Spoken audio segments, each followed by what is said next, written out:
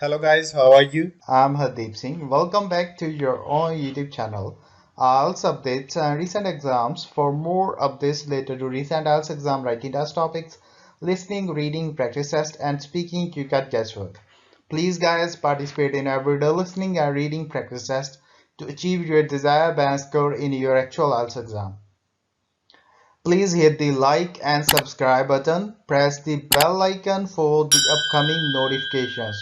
Don't forget like, subscribe and share my YouTube channel and my Facebook page, IELTS updates and recent exams. Part 1. You will hear a man inquiring about joining a cricket club. First, you have some time to look at questions 1 to 6.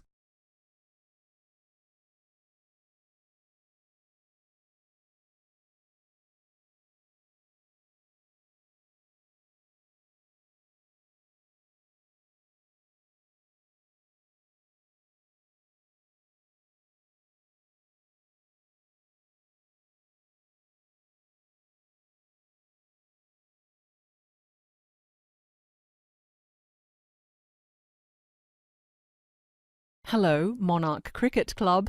Can I help you? Yes, I'm new to the area and I was hoping to join your cricket club. As a player or just a club member? Well, both actually. If I could get onto a team, that would be great. Well, you've called at the right time of year. We have tryouts next week. Let's get you an application to join the club as a member first. Then you qualify to try out. What's your first name? George. Okay, George. Great. And what is your surname? Abbott. George Abbott. That's Abbot. Often people think it's spelled with 2 T's at the end, but it isn't. Thank you, Mr. Abbott. Now, what is your date of birth? Actually, it's my birthday today. I'd completely forgotten with the move and everything. Oh, many happy returns. So it's the 18th of March. Can you tell me the year, please? Of course, I was born in 1990. Excellent. We are always happy to get some young blood into the club. Now, as far as membership goes, do you know any of our current members? We generally like our members to be introduced to the club. I don't know anyone really. I've just moved to the area. My new neighbour, Max Blythe, suggested I join. Is he a member? Yes, Max has been with the club for many years. I'll check with him, of course, but I'd say we could put him down as your introducing member. So you live on Angel Drive then? Yes, number 46. Oh, the old Martin house. How are you finding it? It's great. The garden is going to need a lot of work though, but we did buy the place because of the beautiful trees it has. I think I'm really going to enjoy living in this area. It's so peaceful. Yes, this is a lovely town. Do you have different types of memberships? Different fees for the types of services you want? Yes, general membership is £900 per year.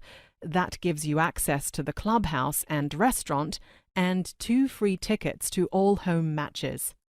Is there any discount if I'm playing cricket for the club? That's what happened at my last club. No, the price is the same, but you get access to the gym and swimming pool for no extra charge. All right then. So if I don't make the team, do I pay extra for the gym? I really need to join one, and usually the gym costs at a club are much cheaper than a regular gym. Yes, it's an extra £500 per year. Let's sign you up for general membership for now, and if you don't make the team, we can add on the gym fee later. That sounds like a good idea. By the way, what do you do for a living? I'm a new intern at the local hospital here. A what? I'm a doctor at the hospital. That's why I've moved here for the job. My wife is a lawyer, but she hasn't found a job here yet. Before you listen to the rest of the conversation, you have some time to look at questions 7 to 10.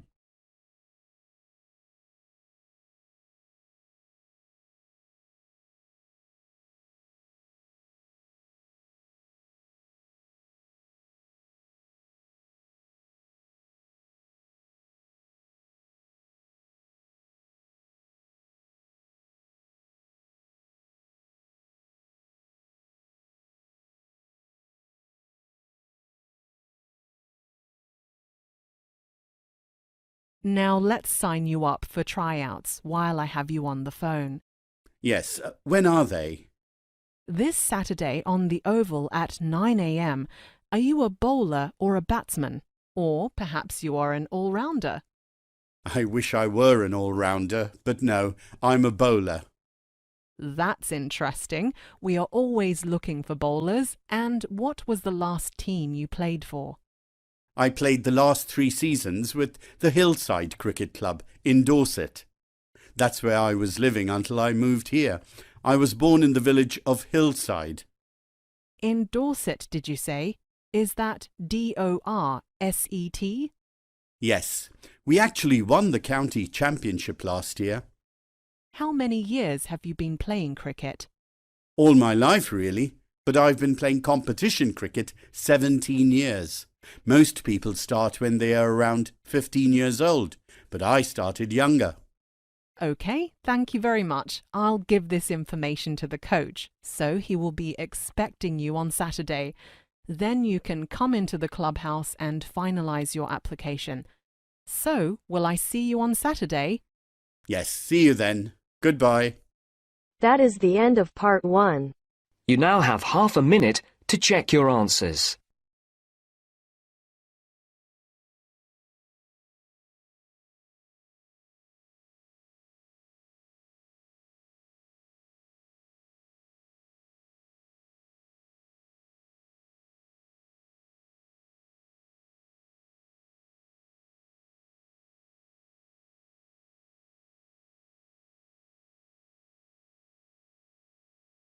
Now turns to part 2. You will hear a man called Christian Jackson, staff coordinator of a trade fair facility, showing a new employee a map of the facility. First, you have some time to look at questions 11 to 16.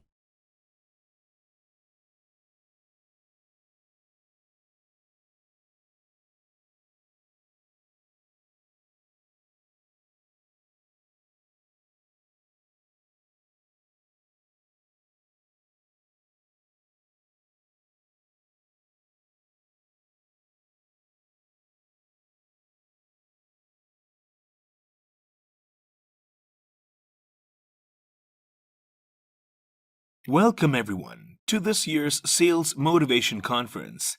I can already see a lot of faces that I recognize from previous conferences. So welcome back. And to all the new delegates, welcome. We hope that you gain a lot over the next 4 days. Boost your confidence and get lots of energy to go back to your jobs refreshed and ready to sell. We have 12 motivational speakers here for the conference, all ready to give you their ideas and tips for how to improve your sales performance. The keynote speaker is world-famous motivational star Melissa Foreman. She's going to open the conference today directly after I speak to you, and then she will have 4 two-hour sessions, 1 this afternoon and the other 3 on the mornings that follow at 11 a.m.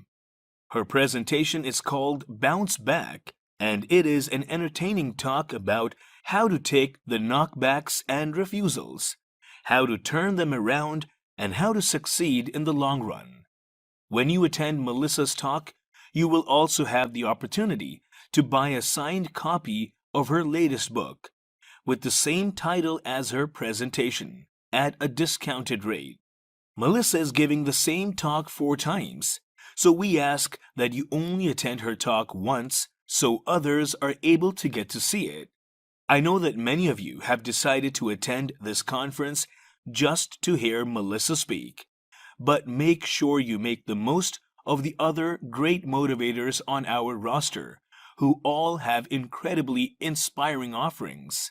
There are 4 lecture halls here at this venue, and there will be 3 sessions per day, 2 each morning and 1 in the afternoon, from 9 to 11, from 11:30 until 1:30, and then from 3 until 5 p.m. Each speaker will be giving their presentation 4 times, so over the next 4 days, if you attend 3 sessions a day, you should be able to attend 1 presentation from every motivator.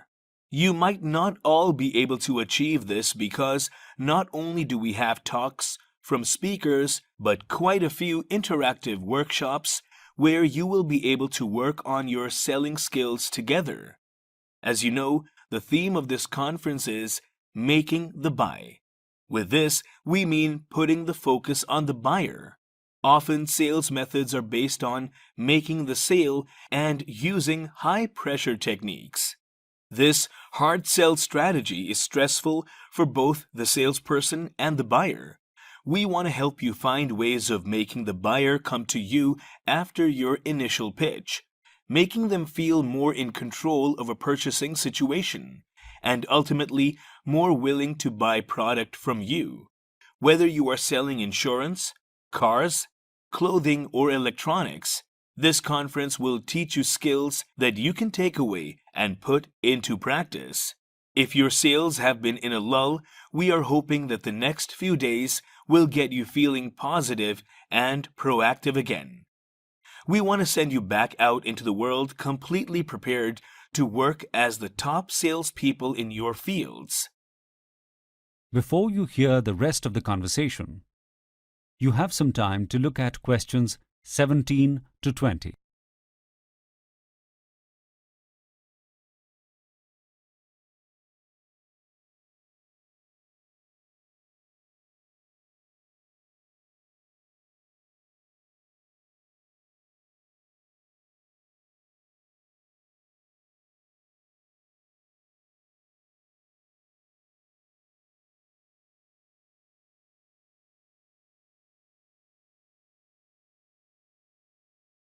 Now, for the business end of things, I think most of you have already been through the registration process.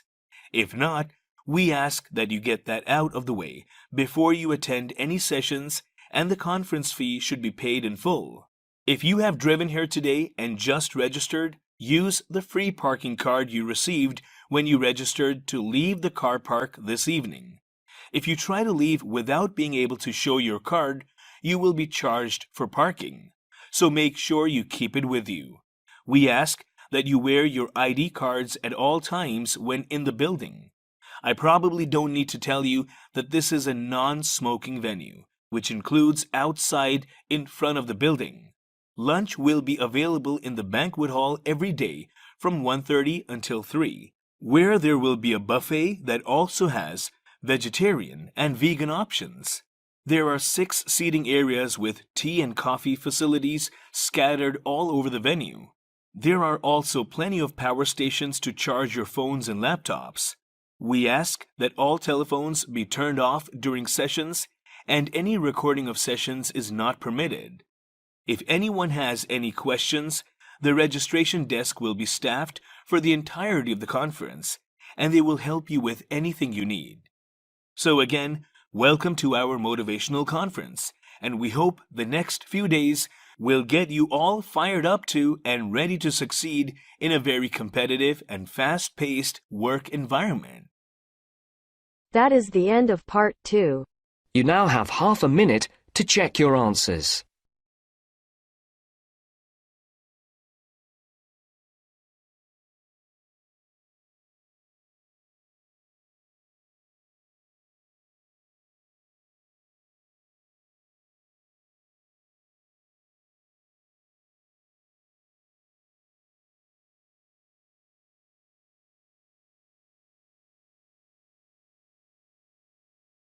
Now turns to part 3. First, you have some time to look at questions 21 to 25.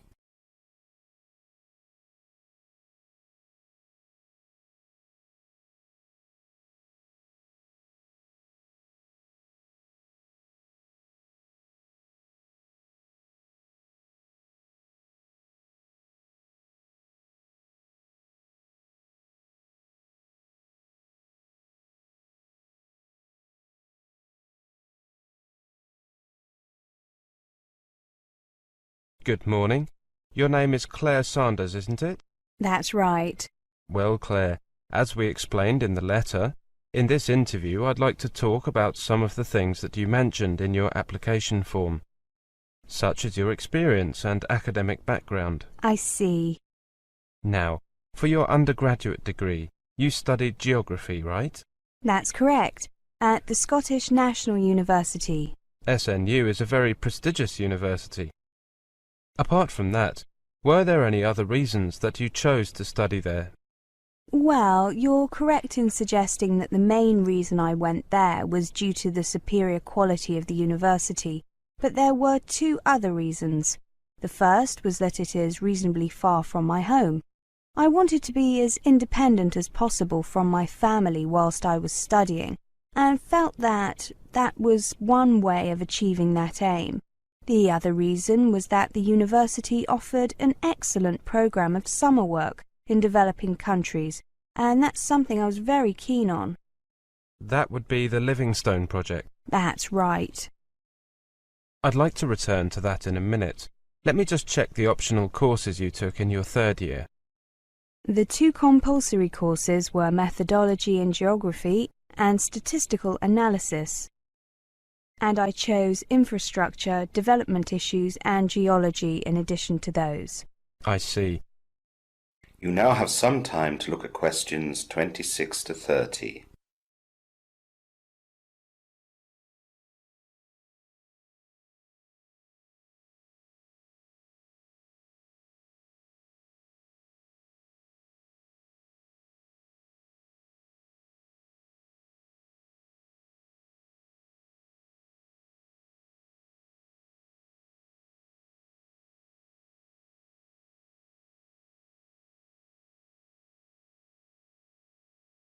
You clearly decided to focus more on the human geography side of things. Yes, I had worked on development projects abroad for 2 summers as part of the Livingstone project. The first project was in India, and the second was in Sierra Leone. Could you tell me the main aims of the project and how you contributed?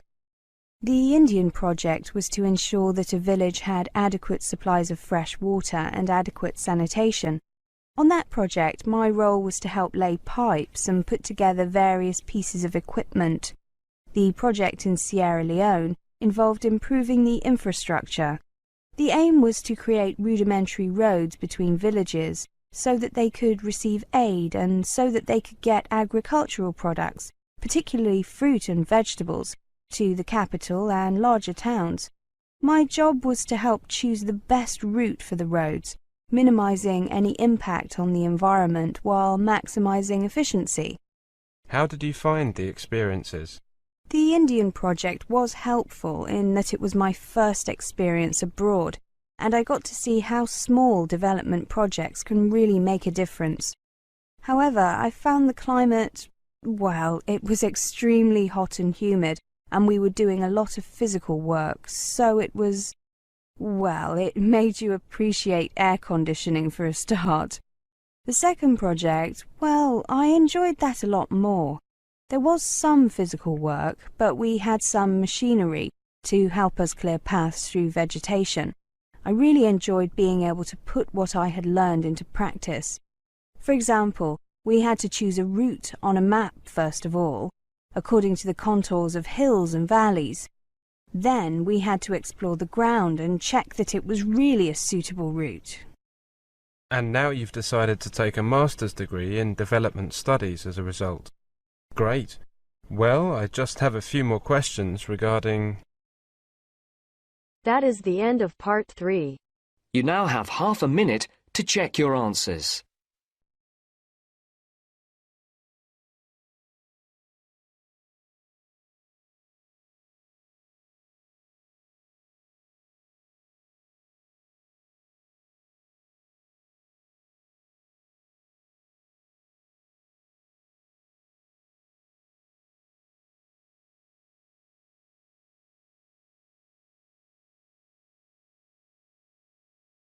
Now turns to part 4. You will hear a lecture on the geography of the United Kingdom. First, you have some time to look at questions 31 to 40.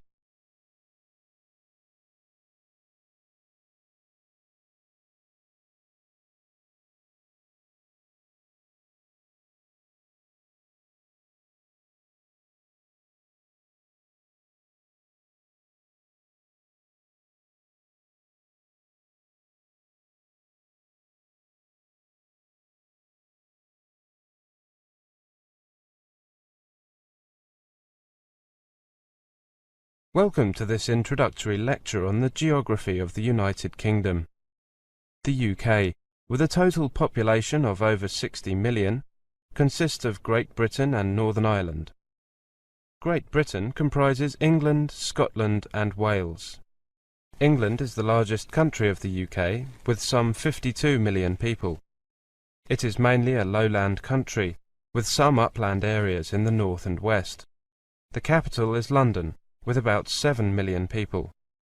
There are many manufacturing industries, and farming is widespread, but the economy is increasingly service-based, and London is one of the world's leading centres for banking, insurance, and other financial services. High-tech industries have replaced many of the more traditional ones. In Scotland, 5 million people live in an area not much smaller than England. The country boasts vast open spaces and is one of the last areas of unspoiled natural beauty in Europe, featuring mountains, lochs, that is lakes, and glens, that is valleys. Modern industries including oil, electronics and biotechnology, as well as more traditional industries such as fishing and forestry, drive the economy. The largest city is Glasgow, but the capital is Edinburgh. Wales is home to 3 million people, and its geography is characterised by coastline, mountains and lakes. Cardiff is the capital and largest city. Key industries include electronics, auto components, food processing, healthcare and professional services. More Japanese companies have set up shop in Wales than anywhere else in Europe. About 1.6 million people live in Northern Ireland, the capital of which is Belfast, the largest city. Residents enjoy beautiful countryside. Many new hotels are springing up to cater for increasing numbers of tourists and business travellers. The climate in the UK is moderate. Summers are fairly cool and winters are quite mild. And despite what many foreigners believe, British weather is not rain and fog. It is actually more comfortable, more varied and more interesting than that. What you can look forward to in the way of rain, sun, temperature, and even daylight depends on where you will be living. Here are some typical figures for London. January is the coldest month at 3 degrees centigrade, whilst July is the hottest at 17 degrees centigrade. Rainfall varies from 56 millimetres in April to 81 millimetres in December. Although the UK is quite small geographically, the climate varies from one area to another. In general, the west is wetter and milder than the east, and northern areas are noticeably cooler than southern ones. For example, compare the following temperatures with the London figures. Edinburgh, 14 degrees centigrade in July, and Manchester, 15 degrees centigrade in the same month. Edinburgh, 4 degrees centigrade in January, and Manchester, 5 degrees centigrade in the same month. Parts of Scotland usually get snow in winter, whereas you might live in London for several years without seeing a significant snowfall. International students who are used to tropical or equatorial climates are often intrigued by the sheer variety of the weather in the UK. Weather in the early spring tends to be especially changeable. You could be treated to rain, snow, thunder and lightning, hail and glorious spring sunshine, all in the course of a single day. That is the end of part 4. You now have half a minute to check your answers.